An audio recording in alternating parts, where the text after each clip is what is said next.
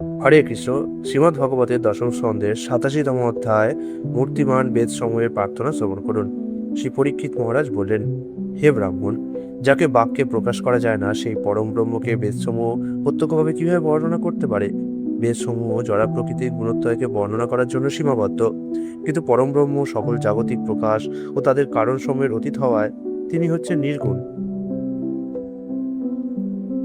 সুখদেব গোস্বামী বললেন, ভগবান জাগতিক বুদ্ধিমত্তা ইন্দ্রিয় সমূহ মন ও জীবের প্রাণ সৃষ্টি করেছেন, যাতে তারা তাদের ইন্দ্রিয় তৃপ্তির কামনা সমূহ চরিতার্থ করতে পারে, কর্মফলে পুনঃ পুনঃ যুক্ত হয়ে জন্মগ্রহণ করতে পারে, ভবিষ্যৎ জীবনে আরো উন্নত হতে পারে এবং চরমে মুক্তি লাভ করতে পারে। যারা আমাদের প্রাচীন পূর্বপুরুষদেরও পূর্বে আগমন করেছিলেন, তারাও পরম ব্রহ্মের এই গুহ্য জ্ঞানের ধ্যান করতেন। প্রকৃতপক্ষে যারা শ্রদ্ধার সঙ্গে এই জ্ঞানের ধ্যান করেন, তারা জড় আসক্তি সমূহ থেকে মুক্ত হয়ে জীবনের পরম গতি প্রাপ্ত হন।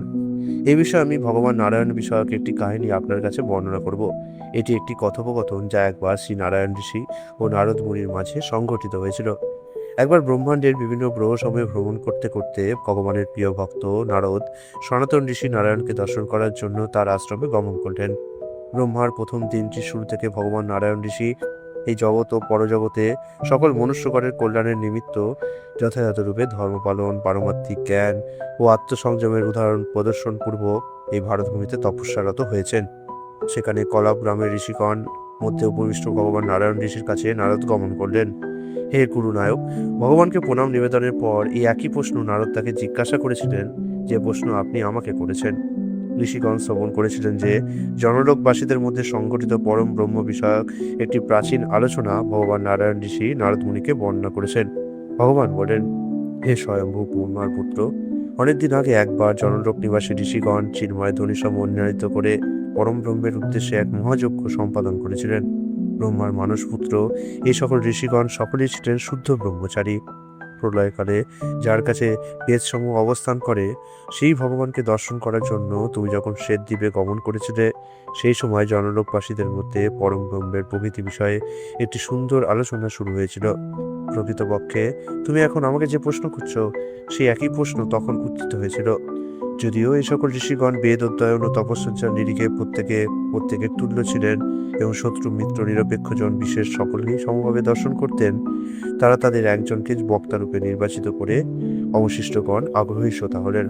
শ্রী সনন্দ উত্তর প্রদান করলেন, ইতিপূর্বে তিনি যে জগৎ সৃষ্টি করেছিলেন তা প্রত্যাহার করার পর ভগবান যেন নিদ্রারত রূপে কিছু সময় শয়ন করেছিলেন এবং তার সমস্ত শক্তি তার মধ্যে সুপ্ত হলো। যখন পরবর্তী সৃষ্টির সময় হলো, ঠিক যেভাবে কবিগণ প্রত্যুষে রাজার সঙ্গবর্তী হয়ে তার বিক্রম সম আবৃত্তির মাধ্যমে রাজাকে জাগরিত করে রাজার সেবা করে, সেইভাবে মূর্তিমান বেদ সকল ভগবানের মহিমা কীর্তনের দ্বারা তাকে জাগ্রত করলেন। শ্রুতিগণ বললেন, হে অজিত, আপনার জয় হোক, আপনার জয় হোক। আপনার স্বরূপে আপনি সকল ঐশ্বর্য দ্বারা যথার্থরূপে পূর্ণ। তাই দয়া করে মায়ার নিত্য শক্তিকে পরাজিত করুন, যিনি বদ্ধজীবের অসুবিধা সৃষ্টির উদ্দেশ্যে প্রকৃতির গুণসমূহের ওপর নিয়ন্ত্রণ স্থাপন করেন। হে স্থাবর জঙ্গম সকল দেহী শক্তিসমূহ জাগ্রতকারী, কখনো কখনো আপনার জাগতিক ও অপ্রাকৃত শক্তিসমূহের সঙ্গে যখন আপনি ক্রীড়া করেন, তখন বেদসমূহ আপনাকে হৃদয়ঙ্গম করতে পারে। হে প্রভু, ঘট আদি বিকৃত পদার্থের যেমন মাটিতেই উৎপত্তি ও লয় হয়ে থাকে, তেমনি যে অবিকৃত ব্রহ্মবস্তুর মধ্যে নিখিল বিশ্বের উৎপত্তি প্রলয়াদি সাধিত হচ্ছে, সেই ব্রহ্মবস্তু আপনিই একমাত্র অবশিষ্ট থাকেন। অতএব মন্ত্রদ্রষ্টা ঋষিগণ আপনার প্রতি যাবতীয় মনোবাক্য চরিত অর্থাৎ মন্ত্রবাক্যের তাৎপর্য এবং অভিধান সমূহ নির্ণয় করেছেন, কিন্তু বিভিন্ন বিকার সমূহের উদ্দেশ্যে তা নির্ণয় করেননি। যেহেতু মানুষেরা মাটি, পাথর, ইট ইত্যাদি যে স্থানে পদার্পণ করে সে সমস্তই ভূমিতে নিহিত হয়, তেমনি বেদের মধ্যে কোনো স্থলে বিকারী দেবগণের মাহাত্ম্য বর্ণিত থাকলেও তা বস্তুত সর্বকারণের কারণস্বরূপ আপনারই প্রতিপাদক হয়ে থাকে। অতএব হে ত্রিভুবনপতি, জ্ঞানীগণ জগতের সকল কলস দূরকারী আপনার বিষয়ে কথামৃত সাগরের গভীরে ডুব দিয়ে সকল দুঃখ থেকে মুক্ত হন। হে ভগবান, তাহলে যারা পারমার্থিক শক্তির দ্বারা তাদের মনের কুঅভ্যাস দূরীভূত করে ও নিজেদেরকে কালমুক্ত করে, এর মধ্যে অবিচ্ছিন্ন সুখ প্রাপ্ত হয়ে আপনার সত্য প্রকৃতিকে আরাধনা করতে সমর্থ হয়, তাদের সম্বন্ধে আর কি বলার আছে? যারা জীবিত প্রাণীদের মতো শ্বাস প্রশ্বাস গ্রহণ করে শুধুমাত্র তারাই আপনার অনুগামী হয়, তা না হলে তাদের শ্বাস প্রশ্বাসের কামারের হাঁপড়ের ন্যায় হয়ে থাকে। শুধু আপনার কৃপা বলে এই মহত্তত্ত্ব ও মিথ্যা অহংকারজাত উপাদানসমূহ এই বিশ্ব ব্রহ্মাণ্ড সৃষ্টি হয়েছে। অন্নময়াদি রূপে পরিচিত জীবের সঙ্গে জীবের মতোই জড়দেহ ধারণকারী আবির্ভূত সকলের মধ্যে আপনিই পরম পুরুষ। স্থূল ও সূক্ষ্ম পদার্থ থেকে স্বতন্ত্র আপনি প্রকৃত সত্য পদার্থ বলে আখ্যাত হন। মহান ঋষিদের দ্বারা স্থাপিত পদ্ধতির অনুসারীদের মধ্যে স্থূলদৃষ্টি সম্পন্ন ব্যক্তিগণ উদরস্থিত ব্রহ্মের উপাসনা করে থাকেন, কিন্তু আরুণী সম্প্রদায় যাবতীয় নারী সময়ের উৎসস্বরূপ হৃদয়ে অবস্থিত সূক্ষ্ম বস্তুর উপাসনা করেন। হে অনন্ত ব্রহ্ম, এই সকল উপাসক সেই হৃদয় থেকে পরম জ্যোতির্ময় মস্তকে তাদের বিবেককে জাগ্রত করে, যেখানে তারা আপনাকে প্রত্যক্ষভাবে উপলব্ধি করতে পারে। তারপর ব্রহ্মরন্ধ্রের ভিতর দিয়ে চরম লক্ষ্যস্থলের দিকে গিয়ে সেই স্থলে পৌঁছায় যেখান থেকে তারা আর মৃত্যুমুখে পতিত হয় না। আপনার সৃষ্ট উচ্চ ও নিম্নচনী সম্ভূত বিভিন্ন প্রজাতির জীব দেহে প্রবেশ করে তাদের মতো করে আপনি নিজেকে প্রকাশ করে তাদের কার্যে উৎসাহ দান করেন।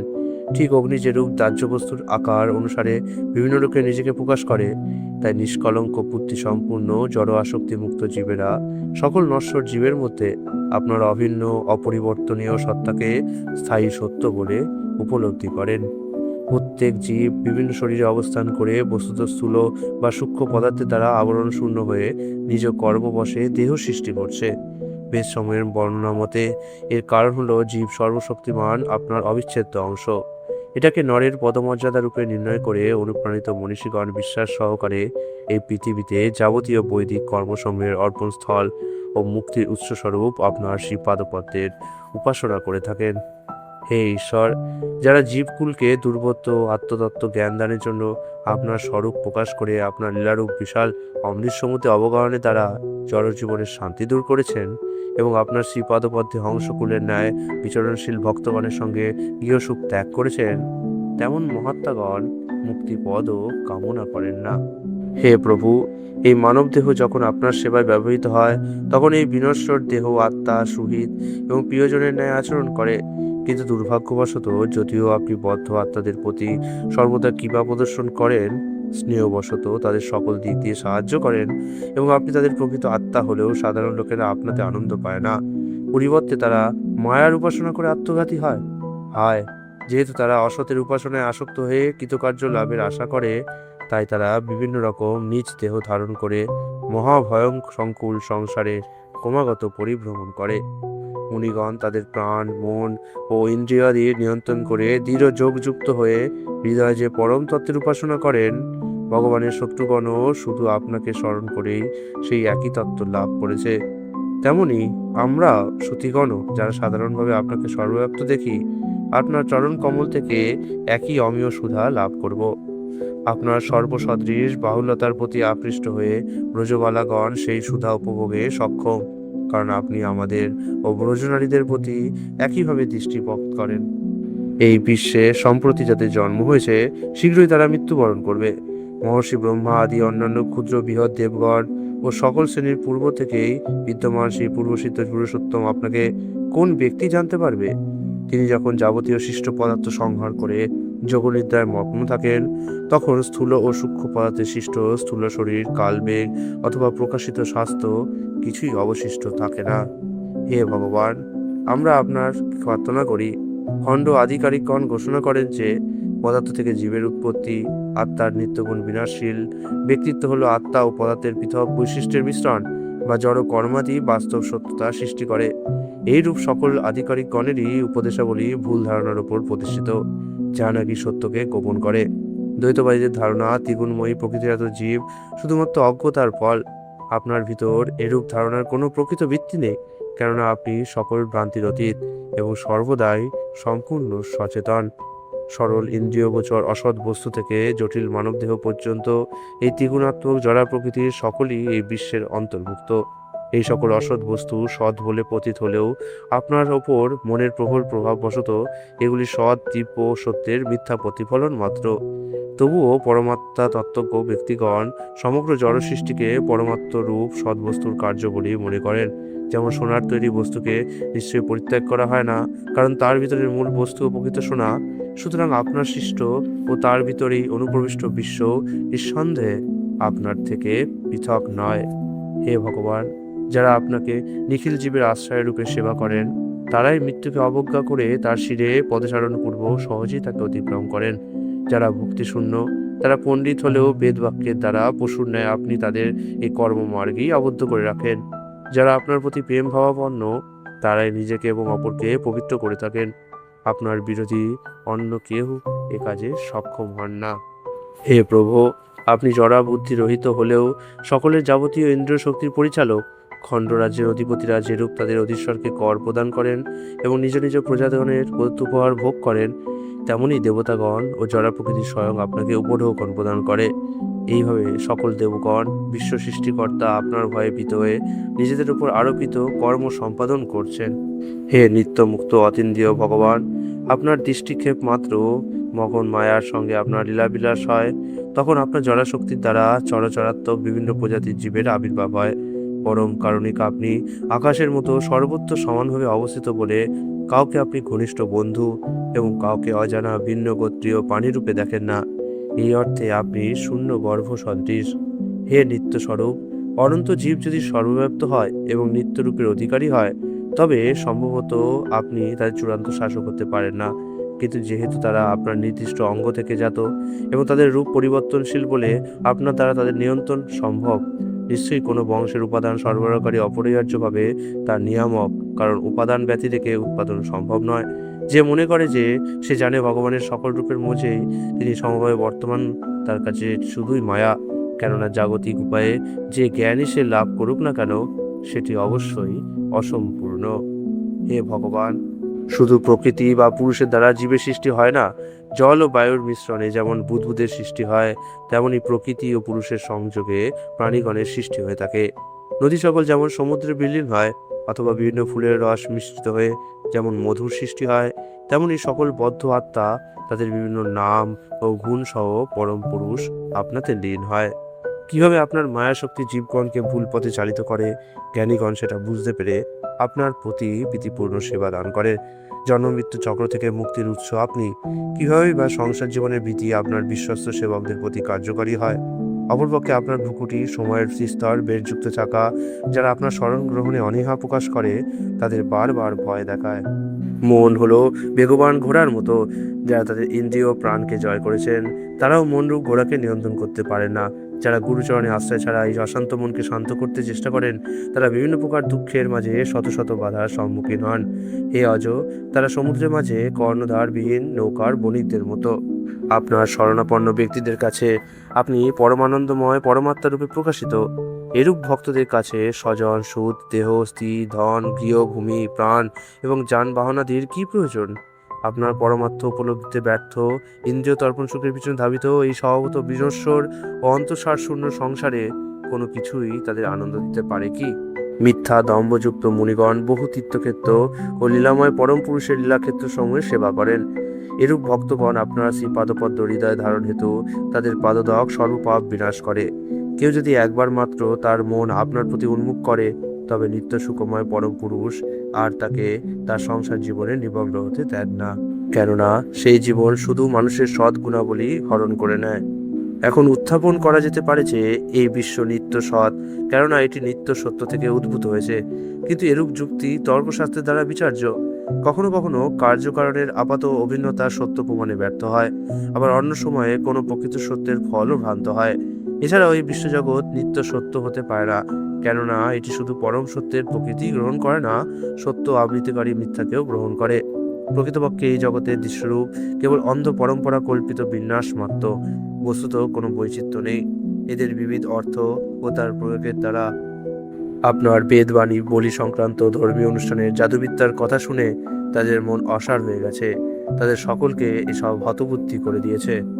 এই জগৎ যেহেতু সৃষ্টির পূর্বে বর্তমান ছিল না, বিনাশের পরেও থাকবে না, সুতরাং আমরা সিদ্ধান্ত নিতে পারি যে মধ্যবর্তী সময়েও যার চিদানন্দ কখনো পরিবর্তিত হয় না, সেই আপনার মধ্যে ভাবাশ্রিত মিথ্যারূপে এটাই জগতের প্রকাশ, বই আর কিছু নয়।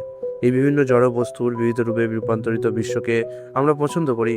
এই কল্পিত মিথ্যা বস্তুকে সত্যরূপে যারা বিশ্বাস করে, তারা যথার্থই স্বল্প বুদ্ধির লোক। এই মায়াময় জড়া প্রকৃতি ক্ষুদ্র জীবকে তাকে আলিঙ্গন করতে আকৃষ্ট করে এবং জীব তাই এই প্রকৃতির গুণের দ্বারা সৃষ্ট রূপ ধারণ করে। পরে সে তার সমস্ত দিব্য শক্তি হারিয়ে বারংবার মৃত্যু ভোগ করে। সাপের খোলস বদলের মতো একইভাবে অবিদ্যাকে তারা ত্যাগ করতে হবে। 8 প্রকার বিভূতিযুক্ত পরম ঐশ্বর্য পদে আসীন হয়ে আপনি অপরিমেয় ঐশ্বর্য ভোগ করছেন। হে ভগবান, যে জ্যোতিগণ হৃদয়স্থিত কামের মূল অর্থাৎ বাসনাগুলিকে যদি উৎপাটিত না করে, তবে সেই অসাধুদের হৃদয়স্থিত হলেও আপনি তাদের দুষ্প্রাপ্য হন। কোনো ব্যক্তির কণ্ঠে মণি থাকলেও সে কথা তার বিস্মরণ হওয়ায় তার পক্ষে সেই মণি দুষ্প্রাপ্য হয়।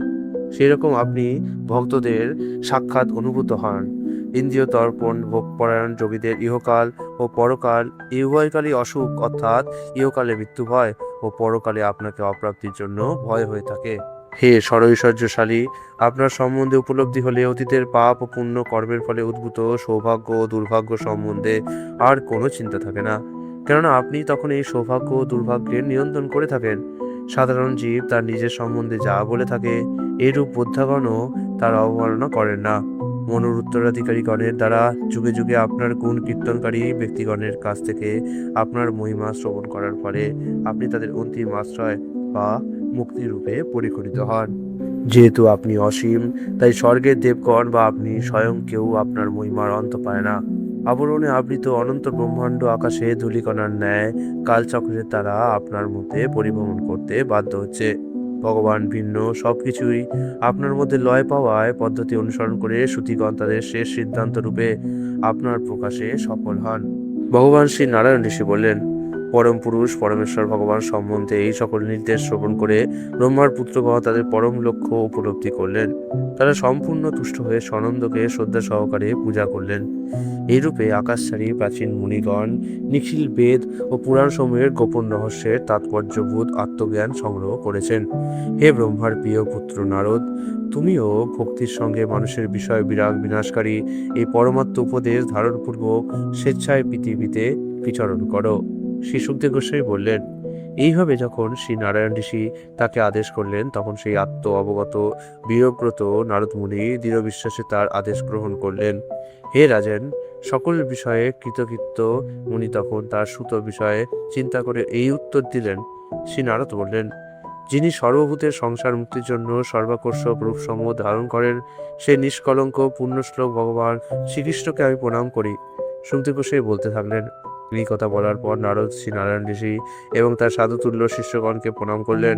তারপর তিনি আমার পিতা দ্বৈপায়ন ব্যাসদেবের আশ্রমে ফিরে গেলেন। পরমেশ্বর ভগবানের অবতার শ্রী ব্যাসদেব শ্রদ্ধা সহকারে নারদ মুনিকে সম্বর্ধনা জানিয়ে বসার আসন দিলে মুনি তা গ্রহণ করলেন। তারপর নারদ মুনি শ্রী নারায়ণ ঋষির মুখ থেকে যা যা শুনেছিলেন তা সবই ব্যাসদেবকে জানালেন। হে রাজন, এই রূপে জাগতিক ভাষায় অবর্ণনীয় নির্গুণ ব্রহ্মে কি রূপে মন প্রবেশ করে এই বিষয়ে তুমি যে প্রশ্ন করেছিলে তার উত্তর আমি দিয়েছি। যিনি এই বিশ্বকে নিত্য পর্যবেক্ষণ করেন, যিনি সৃষ্টির আদি মধ্য ও অন্তে বর্তমান ছিলেন, তিনি সর্বব্যাপী ভগবান। এই জড়াশক্তি ও চিতাত্মার প্রভু তিনি। তিনি এই বিশ্বের সৃষ্টি করে জীবের সঙ্গে তার সৃষ্টির মাঝে প্রবেশ করেছেন। সেখানে তিনি জড় দেহ সমূহের সৃষ্টি করে তাদের নিয়ন্ত্রক হিসেবে অবস্থান করছেন। নির্দিত ব্যক্তি যেমন তার নিজের শরীরের কথা ভুলে যায়, তেমনি কেউ তার শরণাগত হলে মায়ার কবল মুক্ত হতে পারে। ভয় মুক্তিকামী ব্যক্তির অবিরাম ভগবান হরির ধ্যান করা উচিত, কেননা হরি সর্বদা পূর্ণতার স্তরে অবস্থান করছেন এবং তার কখনো জড় জগতে জন্ম হয় না। ইতি শ্রীমদ্ভগবতে দশম স্কন্ধের মূর্তিমান বেদসমূহের প্রার্থনা নামক সপ্তশীতম অধ্যায়ের কৃষ্ণকবির শ্রীপতি ছিল অবচরণারবিন্দ ভক্তিবেদান্ত স্বামী প্রভুপাদের দীনহীন দাসবিন্দ গীত অনুবাদ সমাপ্ত হল। হরে কৃষ্ণ।